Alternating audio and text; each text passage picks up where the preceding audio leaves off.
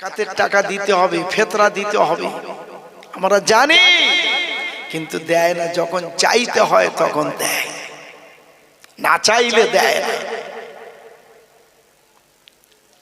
ইচ্ছাকৃতভাবে অধিকাংশ দিতে চায় না।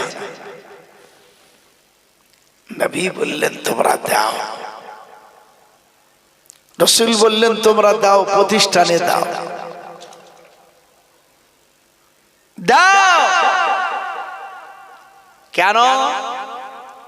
নদীর ধারে যারা বাস করে বছরে বছরে তাদের একটা গুণে ওই জায়গায় একটা ভয় থাকে। কেন? বছরে বছরে যখন গুণ আসে পান ডাকে, আরব দুনিয়ার কিছু বাচ্চা বিক্রয় হয়। চলে গেছেন, একটা বাচ্চা খরিদ করলেন, কত দিতে হবে বাবা? 400 রিয়াল। এই বাচ্চাটা আমি নিলাম, আপনাকে 400 রিয়াল দিলাম। এই বাচ্চাকে বলে বাবা তুমি মাটি কাটতে পারবে? বলল না।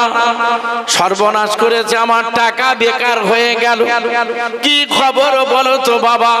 আমি নদীর ধারে বসবাস করি, আমি নদীর কাছে আমার ঘর, নদীর ধারে আমার বাস, তাই ভাবনা আমার 12 মাস আমাদের বছরে বছরে বছরে বছরে গুণ ডাকে, ওই জায়গা বান ডাকে, এখানে গুণ আসে।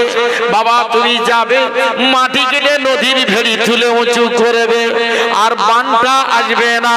এই ছেলেটা বললে এ বাবা শুনে রেখে দাও, 400 রিয়াল দিয়ে তুমি আমাকে কিনেছো, তোমার ওখানে মাটি কাটার প্রয়োজন নাই, আমি জানিয়ে দিয়ে দিই বানটা যখন আসবে তার 1 ঘন্টা আগে তুমি বলে দেবে, আমি বানটা রক্ষা করব। ওই বানটা যাতে না আসে তার ব্যবস্থা আমি নেব। 11টার সময় বান আসবে, এনাকে জানিয়ে দিল। 10টার সময় গোসল করে নিল। এই 10টার সময় গোসল করার পর উজু করে নিল। ওই নদীর ভেড়ি বসে ওই জায়গা বসে সূরা ইয়াসিন পাঠ করে। এই বাচ্চার গলার আওয়াজ যতদূর যায় ওই বানটা ওখান থেকে ফিরে চলে যায়। জোরে বল। আল্লাহর কোরআনের এত বড় ইজ্জত সম্মান মর্যাদা দরজা, এত ইজ্জত দিয়েছে আল্লাহ কোরআনে। এই প্রতিষ্ঠানে কোরআন তেলাওয়াত, এই মাদ্রাসায় কোরআন তেলাওয়াত হয়। এই মাদ্রাসা তৈরি করা হয়েছিল কালাম পাক পাঠ করার জন্য। এই কালাম পাক পাঠ করে দোয়া, কালাম পাক পাঠ করে দোয়া হয়।